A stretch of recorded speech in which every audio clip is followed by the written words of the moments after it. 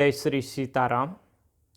श्री बागेश्वर धाम के पीठाधिपति पंडित श्री धीरेन्द्र कृष्ण शास्त्री जी बागेश्वर धाम से ओरछा में राजा राम सरकार के श्री चरणों तक की यात्रा 21 नवंबर से प्रारंभ करेंगे। हम उनको इसके लिए बहुत बहुत शुभकामनाएं देते हैं कि उनकी यात्रा सफल रहे। निश्चित रूप से उनके द्वारा सनातन धर्म की सेवा हो रही है और सनातन धर्म की सेवा के लिए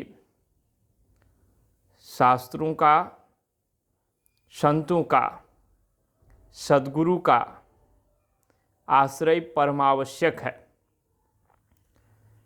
और सनातन धर्म की सेवा करने से पूर्व सनातन धर्म के मान बिंदुओं को जानना भी परम आवश्यक होता है। सनातन धर्म 4 आश्रम और 4 वर्ण के ऊपर टिका हुआ है। 4 वर्णों में 4 जातियां, जिन्हें वर्ण भी कहा गया है, जाति भी कहा गया है। इसलिए जाति शब्द वर्ण से भिन्न नहीं है।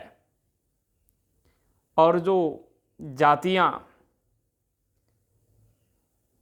आजकल की पार्टियों ने बनाई हैं, उन जातियों को मिटाना आवश्यक है। उनका भेद नष्ट करना भी परम आवश्यक है। लेकिन जो सनातन की जातियां हैं,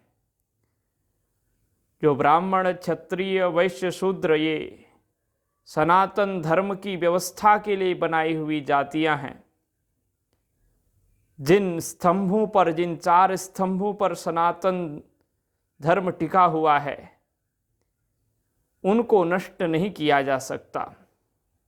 उनको जो नष्ट करेगा वो सनातन का अपमान, तिरस्कार और उसे ही कमजोर करने का प्रयास करेगा। कर्तव्य का पालन, यही मुख्य उद्देश्य सबका होना चाहिए। जाति पाति का जो भेद है, छुआछूत जो किया जा रहा है, वो नहीं होना चाहिए। उसका भी अपना एक महत्व होता है। आहार व्यवहार में कुछ न कुछ भेद सात्विक, राजस, तामस के तहत किया जाता है। इसलिए जो सात्विक है उसका आहार व्यवहार, उठना बैठना सात्विक लोगों से होगा। जो राजस हैं उनका उठना बैठना, खाना पीना, रहना सहना राजस लोगों के साथ होगा। वैसे ही तामसी लोगों का व्यवहार, उठना बैठना, व्यापार आदि तामसी लोगों से होगा। तामसी, राजसी और सात्विक, यह भी एक प्रकार की 3 जातियां हैं। इन 3 वर्गों में मनुष्य बटा रहता है। बस ध्यान ये रखना है कि जातियां तो सनातन हैं। कुल धर्मा सनातना, जाति धर्मा सनातना, यह हमारे ग्रंथों के वाक्य हैं। ये शाश्वत हैं। अर्जुन ने इसी बात को उद्भासित किया है भगवत गीता के प्रथम अध्याय में। लौकिक दृष्टि से वो अत्यंत आवश्यक है। इसलिए धीरेन्द्र कृष्ण शास्त्री जी को शास्त्रों का भी अध्ययन करना चाहिए। अगर शास्त्रों का अध्ययन करेंगे, और दूसरी बात, सज्जन महापुरुषों का, जैसे हमारे देश में 4 धर्माचार्य शंकराचार्य भगवान हैं, उनमें से उनकी श्रद्धा मैं जैसे अनुमान कर सकता हूँ, पुरी पीठ के शंकराचार्य भगवान की प्रतिनिष्ठा है। और वह वर्तमान काल के सर्वश्रेष्ठ आचार्य हैं, उनसे सलाह जरूर लेनी चाहिए। उनसे उनका संपर्क भी है। इसलिए खाली बयानबाजी करना कि हम जाति पाति नष्ट करेंगे, हम ये वो कर देंगे, हम एक कर देंगे, एक हम सब हैं, बस हमें अपना राष्ट्र धर्म याद करना है। और आपको भी सभी को राष्ट्र धर्म के प्रति जागृत करना है कि हमें आपस में छुआछूत का भेदभाव ना करते हुए हमें ये देखना है कि हम सबसे पहले भारतवासी हैं, हम हिंदू हैं, हम सनातनी हैं, हम भारत राष्ट्र के एक व्यक्ति हैं, एक नायक हैं, हम यहाँ के एक नागरिक हैं। ये हमारा पहला रिश्ता। उसके बाद हम ब्राह्मण हैं, क्षत्रिय हैं, वैश्य हैं, शूद्र हैं, अंत्यज हैं, ये बात की बातें हैं। फिर ब्राह्मण में भी हम मिश्रा हैं, शुक्ल हैं, जोशी हैं, पांडे हैं, गर्ग हैं, ये आदि आदि, ये बात के विभेद हैं। ये एक व्यवस्था के लिए है, लेकिन हम हैं मूलतः भारतवासी और हम हिंदू राष्ट्र के एक नागरिक, सनातन के सेवक। इस दृष्टि से हमारी एकता हो सकती है। आध्यात्मिक तौर पर हम एक हैं, प्रभु के हैं, प्रभु हमारे हैं, हम एक परमात्मा के हैं। इन सभी के द्वारा भेद का निपटारा हो सकता है, अन्यथा वर्णाश्रम व्यवस्था जो है उसको नष्ट करने का कोई प्रयास न किया जाए। वह एक अत्यंत महत्वपूर्ण बिंदु है सनातन धर्म का, और वह आपको किसी को भी ग्रंथों का अध्ययन करने के बाद पता चलेगा। गुरुजनों के चरणों में बैठ कर के ग्रंथों का जब सेवन करेंगे, श्रवण करेंगे, चिंतन करेंगे, स्वाध्याय करेंगे तो मालूम होगा। और दूसरे महापुरुषों से सलाह जरूर लें। बिना सलाह लिए कोई भी कदम आगे बढ़ाना अनावश्यक होगा। हिंदू को जगाना परम आवश्यक है। आप यात्रा कीजिए, उस यात्रा के माध्यम से सबको सनातन से जोड़िए। लेकिन सनातन धर्म की वर्ण व्यवस्था, जाति व्यवस्था जो शास्त्रीय है, वो कभी भी रोग नहीं हो सकता। इस बात को ध्यान रखिएगा। सनातन में जातियां हैं, वर्ण हैं, आश्रम हैं। इसी से सनातन की वर्णाश्रम व्यवस्था सुरक्षित है। इसलिए हमारे आचार्यों ने इनका सम्मान किया है, इनका आदर किया है, इनको पुष्ट किया है और इनका पोषण किया है।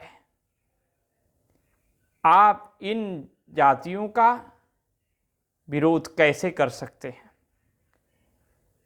और सब समान तो हैं, समान, इनमें अंतर कहाँ है? बस आप ये बतावें कि हम में कोई भेद नहीं है। क्षत्रिय अपना कर्तव्य पालन करे, ब्राह्मण अपना कर्तव्य पालन करे, शूद्र अपना कर्तव्य पालन करे, वैसे अपना कर्तव्य पालन करे। एक श्रीमद् भगवद गीता का ठीक से अध्ययन कर लेंगे तो ये सारा का सारा आपको भी हृदयंगम होने लगेगा। इन ग्रंथों को कभी न कभी टटोलने का प्रयास करो, इनका चिंतन करने का प्रयास करो। बयानबाजी देने से भले ही आप टीवी चैनलों के द्वारा घिर जाओगे, आप ही को देखा जाएगा, आप ही हिंदुत्व के चेहरे बने रहेंगे। लेकिन ध्यान रखना, श्रीमद् जगद्गुरु शंकराचार्य श्री स्वामी निश्चलानंद सरस्वती महाभाग आपका आदर तभी तक करेंगे जब तक इस वर्णाश्रम व्यवस्था का आप उल्लंघन नहीं करेंगे। इसलिए उनसे सलाह जरूर ले ली जाए। आप हमारे लिए तो पूज्य हैं, आदरणीय हैं, हम आपका हृदय से आदर करते हैं और आपको शुभकामना देने के लिए, अपने भाव व्यक्त करने के लिए मैंने ये कहा, सनातन सुरक्षित हम सब के प्रयास से होगा। आपका प्रयास सराहनीय है। हमें किसी प्रकार बंटना नहीं है। जब जब सनातनी बटा है, उसने विधर्मियों को नहीं पहचाना है, तब तक उसको नुकसान हुआ है। बटा है तो कटा है, यह भी नारा बहुत सुंदर है, इसका भी विवेचन करने लायक है। इससे पहले जो हमारे वोट हुए विधानसभा के, उस समय भी लोगों ने बांटने का प्रयास किया। कोई खटाखट करते हुए बांट रहा था, तो ऐसे खटाखट करने वालों से लोगों को सावधान करना है।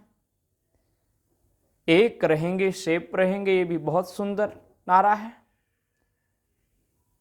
और साथ ही 370 जो पुनः लागू कराना चाहते हैं,